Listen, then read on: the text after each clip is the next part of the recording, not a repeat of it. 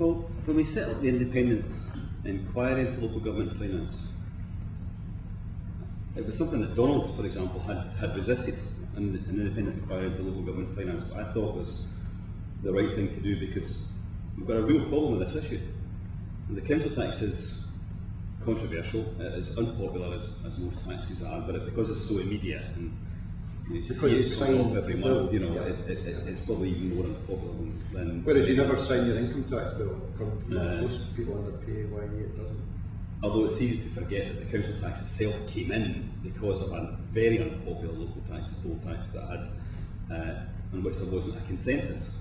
So we set up the independent inquiry. The independent inquiry meets over a long period of time, it makes its recommendations. It is absolutely clear before that inquiry comes out, not just that I have reservations about its central recommendation, but there's not one other party in the Parliament supporting its recommendation.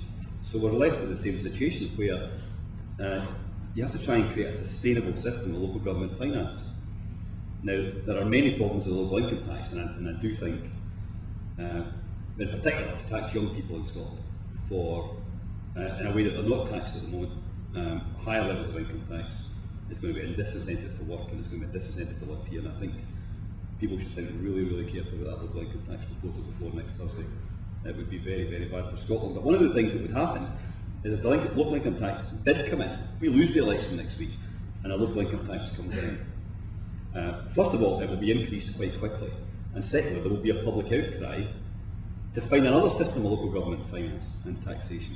And that will all happen in the next 5 or 6 years. So you'll have the constant turmoil of that alongside everything else that's going on. And I just think you should only replace the council tax if you have a sustainable system that raises the £2 billion that's raised for local taxation just now on a stable basis, and on which there is some consensus, at least across some of the parties, because in that way you're not going to have to change it again every 3 or 4 years. And I would love to be coming forward in this election with an alternative to the council tax that would be popular, would be right, would be stable, would be fairer. This local income tax plan is not fairer. People who don't earn a wage, who earn their money through dividends, shares and bank interest, will not pay a penny for their local services. Even under the Tories poll tax, everybody paid something. And I just think we're in danger here of almost kind of sleepwalking into a change in local government finance